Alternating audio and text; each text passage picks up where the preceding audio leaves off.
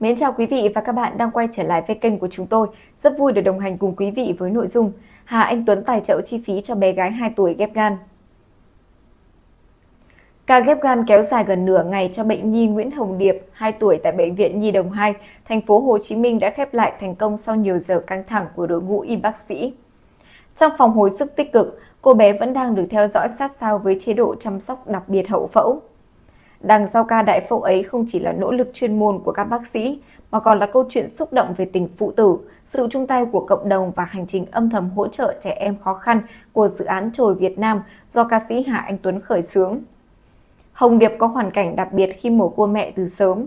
Người thân duy nhất luôn sát cánh cùng em là cha ruột, người đã quyết định hiến một phần gan để giành lại sự sống cho con gái.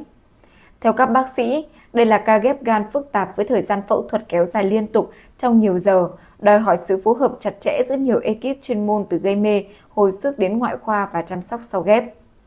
Sau ca phẫu thuật, bệnh nhi được chuyển vào khu hồi sức tích cực để theo dõi các chỉ số sinh tồn và khả năng thích nghi của lá gan mới. Những ngày đầu sau ghép được xem là giai đoạn đặc biệt quan trọng bởi nguy cơ biến chứng luôn hiện hữu. Tuy nhiên, tín hiệu tích cực thì bước đầu đã mang lại hy vọng cho cả gia đình và các y bác sĩ khi sức khỏe của bé dần ổn định. Sáng 19 tháng 5, ông Nguyễn Mạnh Cường, Phó Chủ tịch Ủy ban Nhân dân thành phố Hồ Chí Minh cùng ca sĩ Hà Anh Tuấn đã trực tiếp đến bệnh viện thăm hỏi, động viên bệnh nhi và gia đình. Trong buổi gặp gỡ ngắn tại khu điều trị, nam ca sĩ dành nhiều thời gian trò chuyện với người cha của Hồng Điệp, đồng thời gửi lời cảm ơn đến đội ngũ bác sĩ đã nỗ lực cứu chữa cho bệnh nhi. Theo đại diện của dự án Trồi Việt Nam, toàn bộ chi phí ca ghép gan của bé Hồng Điệp được dự án hỗ trợ. Không chỉ dừng lại ở chi phí phẫu thuật, dự án còn tài trợ sinh hoạt phí cho người cha trong suốt 6 tháng chăm sóc con, hồi phục sau ghép.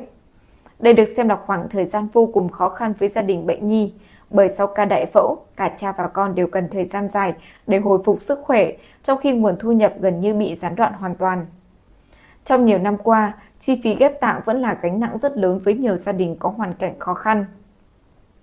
Riêng với ghép gan ở trẻ em, ngoài chi phí phẫu thuật và thuốc men, người bệnh còn phải duy trì điều trị lâu dài bằng các loại thuốc chống thải ghép và tái khám định kỳ.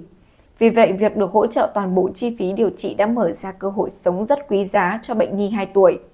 Dự án Trồi Việt Nam được khởi xướng từ năm 2020 bởi Hà Anh Tuấn cùng Việt Vision với mục tiêu hỗ trợ trẻ em khó khăn trong lĩnh vực y tế và giáo dục.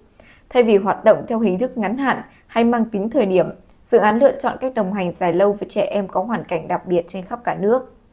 Trong lĩnh vực y tế, dự án tập trung hỗ trợ các trường hợp bệnh nhi mắc bệnh hiểm nghèo, cần can thiệp y khoa chuyên sâu nhưng gia đình không đủ khả năng chi trả. Ở mảng giáo dục, Trồi Việt Nam đồng hành cùng nhiều học sinh có hoàn cảnh khó khăn, giúp các em có được điều kiện tiếp tục được đến trường. Theo đại diện dự án, để việc hỗ trợ đạt hiệu quả thực chất và minh bạch, Trồi Việt Nam xây dựng mạng lưới phối hợp cùng với chính quyền địa phương, các bệnh viện chuyên khoa, các trường học và nhiều tổ chức xã hội trên cả nước. Qua quá trình khảo sát và xác minh hồ sơ, những trường hợp cần phải hỗ trợ khẩn cấp sẽ được ưu tiên can thiệp sớm nhất nhằm tránh bỏ lỡ thời gian vàng trong điều trị. Không chỉ dừng lại ở các hoạt động hỗ trợ y tế, gần đây Trồi Việt Nam còn triển khai chương trình bảo trợ dài hạn cho 25 trẻ mồ côi đến năm 18 tuổi. Chương trình hướng đến việc đồng hành hoàn toàn cùng với các em từ học tập, sinh hoạt cho đến chăm sóc tinh thần, giúp trẻ có thêm điều kiện ổn định cho cuộc sống sau biến cố gia đình. Nhiều năm hoạt động về nghệ thuật, Hà Anh Tuấn luôn là một trong những nghệ sĩ rất tích cực tham gia các hoạt động về cộng đồng nhưng lại khá kín tiếng.